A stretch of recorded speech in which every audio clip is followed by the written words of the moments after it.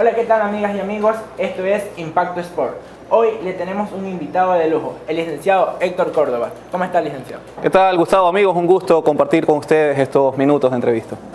Bueno, la temática de hoy va a ser acerca de la selección ecuatoriana de fútbol. ¿Empezamos? Por supuesto. La Federación Ecuatoriana de Fútbol ya anunció al nuevo entrenador, el reemplazo de Gustavo Quintero. En este caso, nuevamente recae a manos del técnico ya conocido, Hernán Darío Bolillo Gómez. Te pregunto, ¿considera que el Bolillo Gómez será o es la mejor opción para dirigir a nuestra tricolor? Realmente puede tener muchas voces a favor, voces en contra, Hernán el Bolillo Gómez, por varias razones. De hecho, el último mundial con la selección panameña para el Bolillo fue algo desastroso, más allá de que fue la primera vez que los llevó a un mundial, y eso por supuesto tiene su historia, tal cual lo hizo con la selección tricolor cuando fuimos a nuestro primer mundial. Pero, por ejemplo, en el partido contra Inglaterra, ver esa imagen del Bolillo Gómez acercándose al técnico rival como para decirle ya no más goles, hasta ahí no más. Es una imagen que, por supuesto, el fútbol ecuatoriano ya no la quiere, porque el fútbol ecuatoriano ya creció, ya estuvimos en 3 mundiales y lo que queremos no es, como dijo el Bolillo en su momento, vamos a aprender cuando llegamos al primer mundial. Hoy queremos dar un paso de calidad, un paso cualitativo en la selección nacional. Después hay otras lecturas y el tema es en qué momento se encuentra hoy la selección nacional. Una selección que está partida, que está con jugadores como Antonio Valencia, como Cristian Novoa, de los llamados históricos, que no han tenido una buena relación con el resto del grupo. Entonces, me parece que desde ahí el Bolillo Gómez, desde ese punto de vista, es un técnico que puede llegar a unir, que puede llegar a que los jugadores otra vez tengan como objetivo claro la selección, el compromiso y ese tema anímico que le hace falta hoy a la selección de unidad. Después, en lo táctico, veremos cómo trabaja el Bolillo. Esperemos que no sea lo mismo que mostró en la primera ocasión, porque otra vez necesitamos un salto de calidad.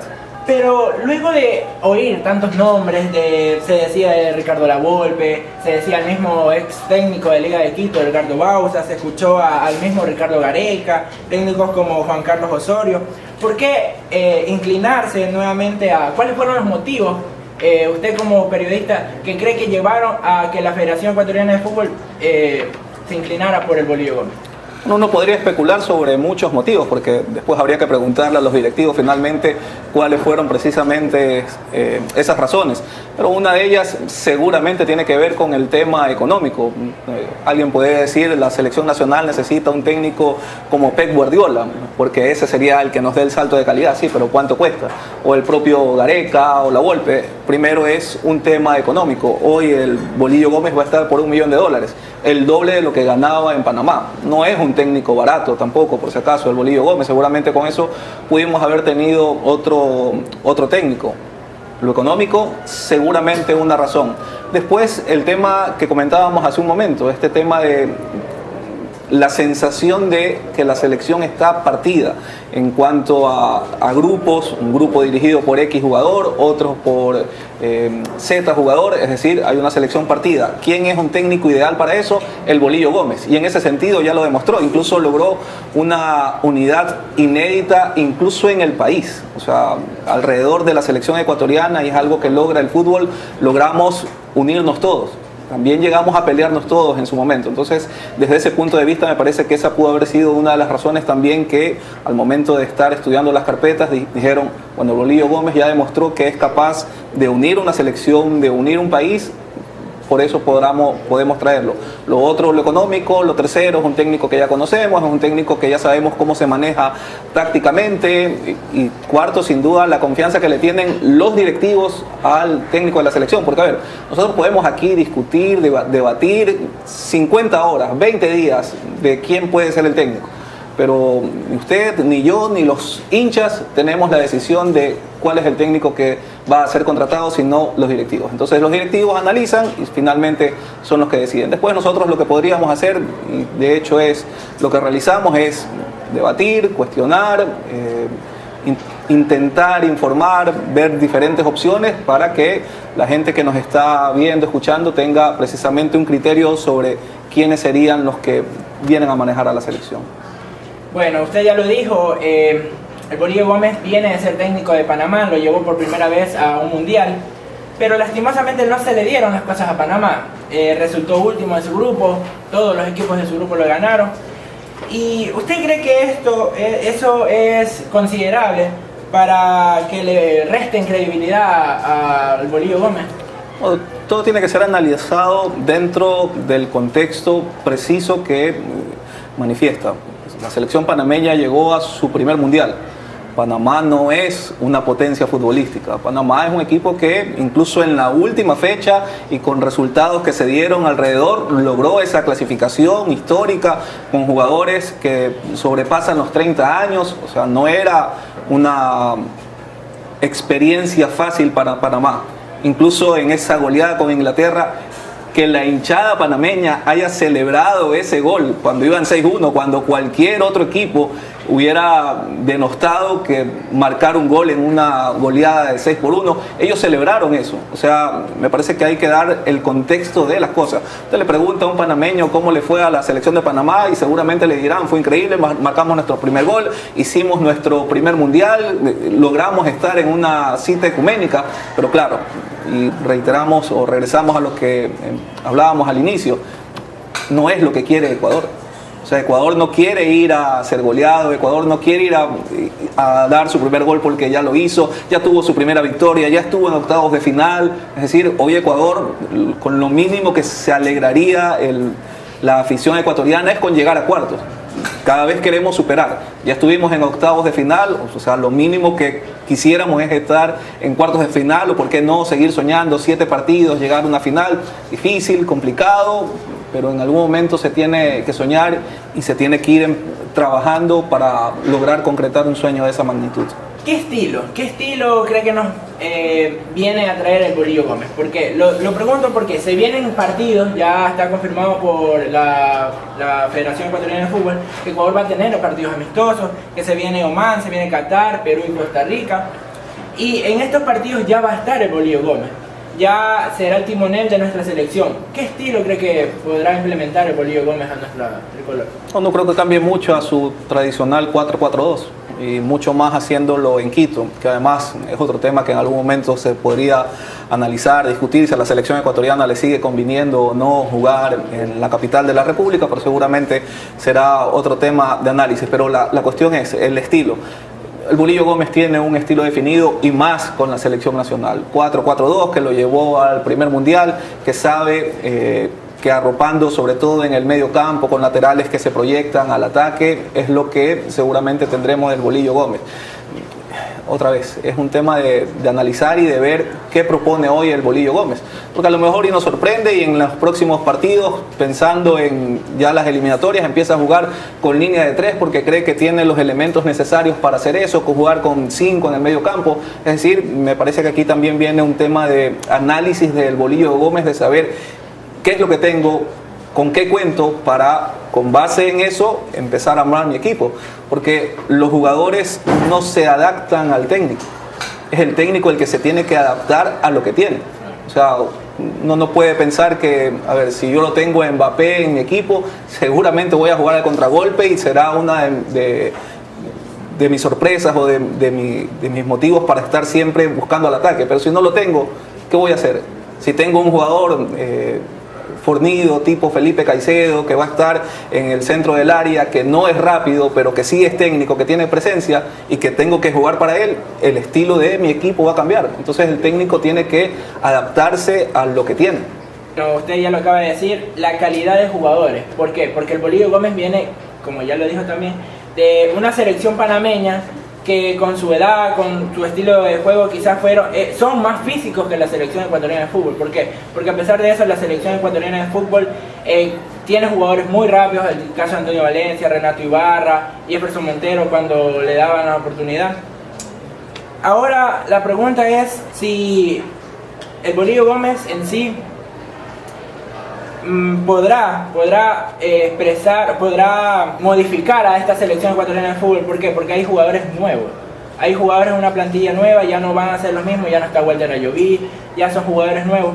Y el Bolillo Gómez... seguramente el técnico lo llevará, aunque sea para que sea parte del equipo técnico. Bueno, quizás, pero como futbolista en sí ya no va a estar. Así que la técnica va a seguir.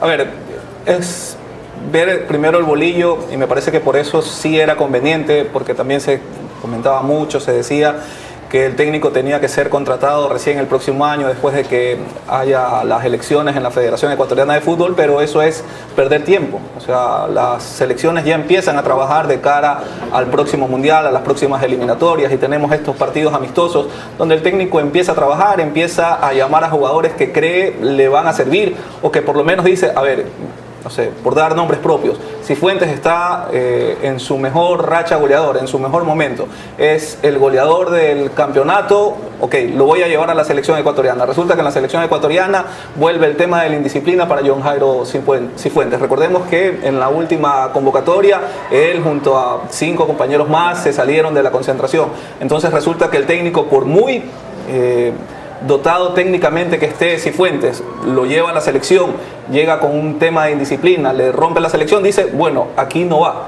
Pero si por el contrario viene Cifuentes y dice, oh, a ver, yo me voy a centrar, esto del fútbol es 5, 10 años, una carrera corta, la selección me va a dar el paso de calidad que necesito y voy a hacer el aporte que necesita la tricolor y tengo ese compromiso. Mira, John Jairo Cifuentes tiene que estar en la selección sin ninguna duda. Entonces me parece que justamente estos partidos amistosos que tiene el técnico, que tiene la selección, son para empezar a encontrar el equipo, incluso para darle oportunidad a jugadores jóvenes que se pondrán por primera vez la camiseta de la selección, que muchos dicen no pesa, pero estar por primera vez escuchar el himno de tu país, por primera vez ponerte la camiseta tricolor, puede generar un estrés adicional que justamente con el rodar de los minutos y de los partidos lo empiezas a sobrellevar mejor. Héctor, Oman, Qatar, Perú, Costa Rica, el próximo año hay Copa América. Se viene en Brasil la Copa América 2019. ¿Cree que estos rivales en partidos amistosos serán suficientes para que Ecuador pueda hacer una buena Copa América, para que por fin pueda...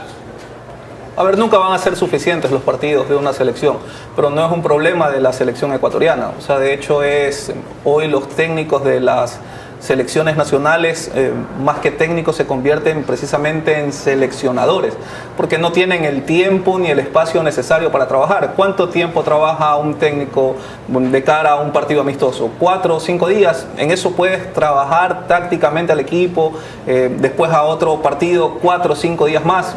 En el momento que tienen, por ejemplo, para el Mundial, un mes para trabajar, tienen precisamente ese espacio para poder dar su sello personal al equipo. Pero estos partidos amistosos van a empezar a darle la medida al técnico, en este caso Bolillo Gómez, para empezar a armar su equipo. Después podemos discutir si los rivales tienen la calidad que uno espera. A ver, Perú viene del Mundial mostrando una gran calidad futbolística más allá de los resultados. Costa Rica es un equipo que ha crecido futbolísticamente en los últimos 10 años, realmente de una forma muy buena. Qatar, Oman, son equipos que te pueden dar la medida de un juego diferente al que nosotros, los sudamericanos, estamos acostumbrados. Es decir, no hay que despreciar a los rivales simplemente por el nombre. Después, obviamente, quisiéramos ver jugar a Ecuador con España, quisiéramos ver jugar a Ecuador con Inglaterra en partidos amistosos. Pero ¿y qué pasa si en un partido amistoso, en el primero que tiene el técnico Bolillo Gómez, jugamos contra España y España nos mete 7? ¿Qué va a pasar el otro día? Todos vamos a pedir la cabeza del Bolillo Gómez, decir que la selección es un desastre. Entonces hay que también, incluso en eso, pensar cuando se forman estos primeros partidos amistosos. Muchas de las selecciones absolutas durante su proceso de preparación trabajan de manera sincronizada con los jugadores de las canteras, con los jugadores de las formativas, considerando que toma un papel relevante con respecto a la juventud. Considera que una de las opciones más importantes que debería tomar nuestro nuevo entrenador es colaborar con el coordinador general de las categorías formativas, Jorge Salic.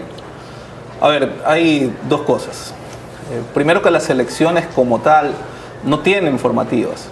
O sea, las formativas las tienen los clubes, los tienen los equipos, igual que los jugadores mayores. Son los equipos, los de primera A, primera B, segunda categoría, los que tienen que preocuparse mucho más por el tema de las selecciones menores. Después, obviamente, ¿qué hace, por ejemplo, Célico o cualquiera que esté a cargo en cualquier parte del mundo de selecciones menores? Ir a los equipos y ver los campeonatos que hay precisamente en selecciones menores.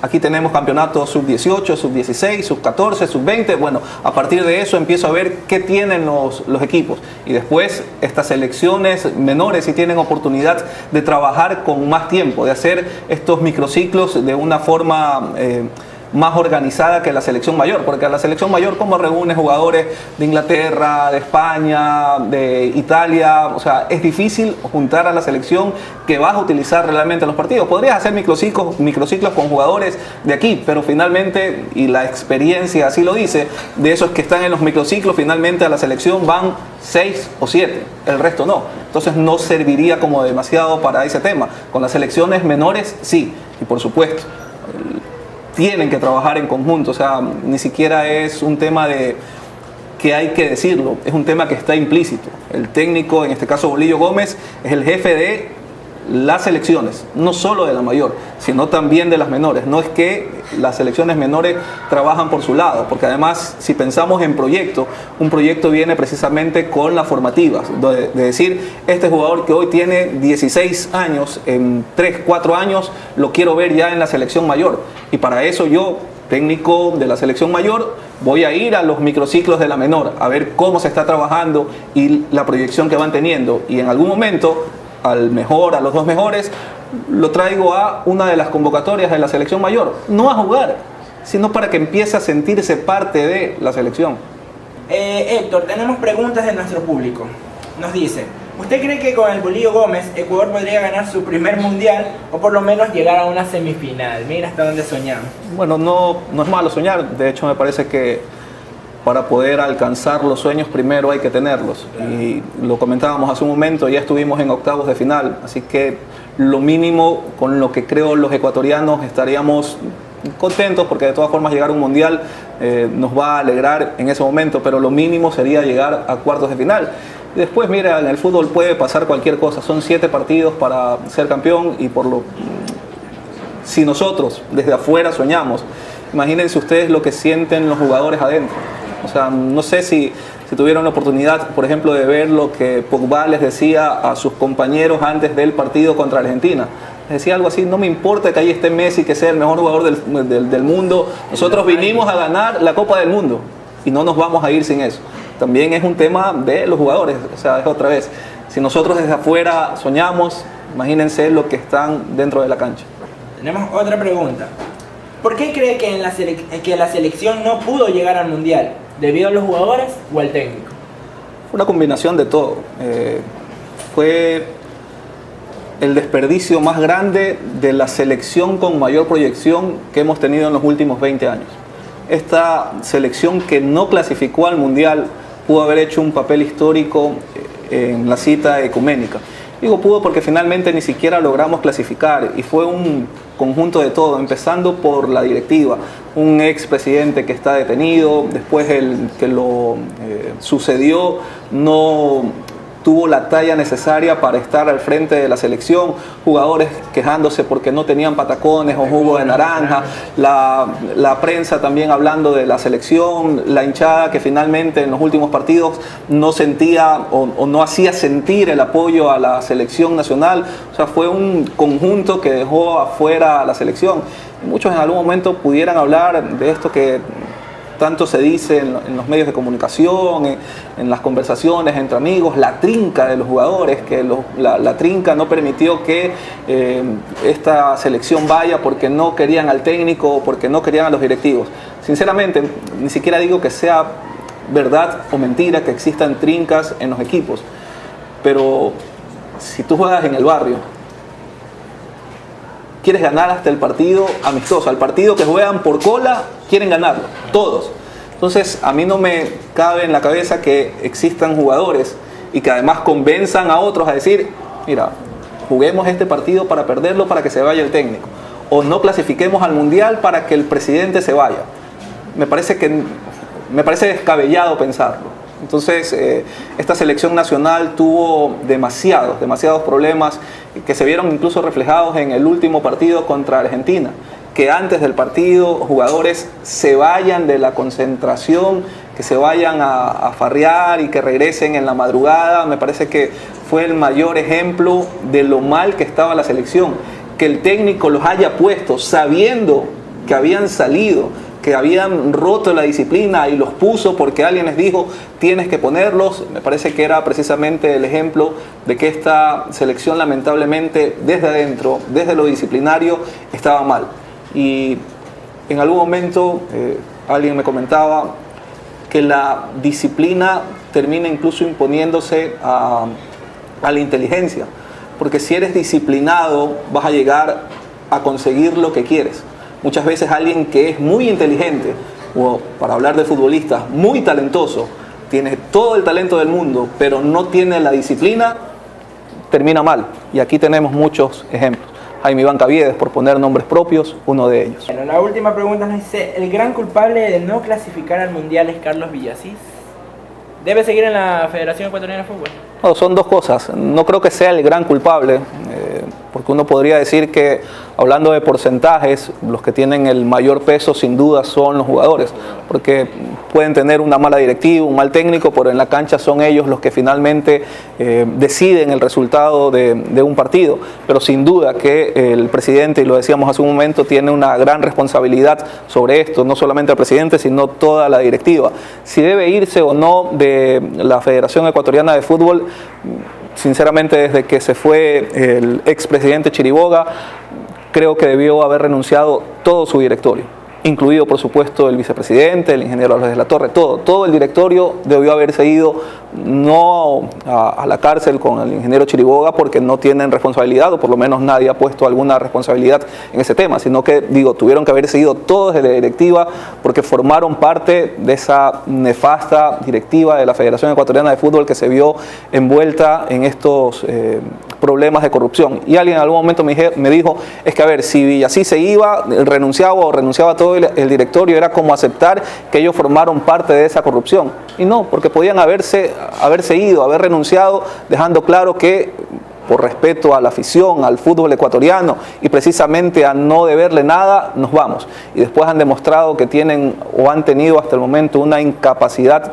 para llevar los destinos del fútbol ecuatoriano que creo que deberían irse. Después, otra vez, nosotros podemos decir y opinar aquí lo que querramos, igual los hinchas, pero son un minúsculo grupo de directivos los que finalmente deciden. En enero hay elecciones, y si Villasís se presenta a elecciones y ese minúsculo grupo de directivos deciden apoyarlos, será presidente 5 años más. Así a la prensa, a los hinchas y a los jugadores y a quien usted quiera no lo quieran. Es decir, hoy pasa también por un tema de responsabilidad de los directivos. Me parece que hay 2 o 3 personas que podrían hacerle bien al fútbol ecuatoriano si decidieran llegar a la presidencia de la Federación Ecuatoriana de Fútbol. Muy bien, Héctor. Bueno, y como para terminar, se viene la Copa América del próximo año. Hay jugadores que en este último año han dado mucho de qué hablar. Ya lo dijo usted, el caso de John Jairo Cifuentes, un gran jugador, goleador de la primera etapa del campeonato ecuatoriano. Hay otros jugadores como el recién llegado al Xolos de Tijuana, Eric Castillo, en el caso de Ayrton Preciado en MLE, Franklin Guerra en Liga. ¿Se atrevería usted a dar un 11 ideal para la próxima Copa América? La verdad, no, porque creo que incluso Cifuentes, uno dice, debe estar en el 11 ideal, y si se lesiona después de un par de semanas, o sea, es difícil pensando en la Copa América que será el próximo año, hoy realizar ese 11 ideal. Además que me parece que es un tema de ver cómo responden incluso jugadores nuevos que seguramente llamará el técnico de la selección, el Bolillo Gómez, para ver cómo responden en la tricolor para, con base en ese rendimiento, empezar a decir, ok, este jugador que decimos que está bien en el fútbol ecuatoriano puede llegar a ser parte de la selección nacional, porque ha pasado muchas veces que hay quien está muy bien en el campeonato, llega a la selección y lamentablemente no da la talla para ser jugador nacional. Muchos casos así. Bueno, Héctor, esto, en verdad, muchas gracias por haber venido a nuestro programa. No sé, algún saludo, algún mensaje que quiera dejar a la afición ecuatoriana. Bueno, gracias a ustedes por la invitación y solamente decir que Seguramente todos estamos soñando con ver una gran participación de Ecuador en Copa América, ganarla por primera ocasión, que es un sueño que también tenemos, y por supuesto clasificar a nuestro siguiente mundial y hacer un gran papel. Muy bueno. Muchas gracias, Héctor, por haber venido. Nos encontramos hoy con el licenciado Héctor Córdoba. En verdad, muchas gracias. Bueno, esto ha sido todo por hoy. Soy Gustavo Pazmiño y será hasta la próxima. Gracias.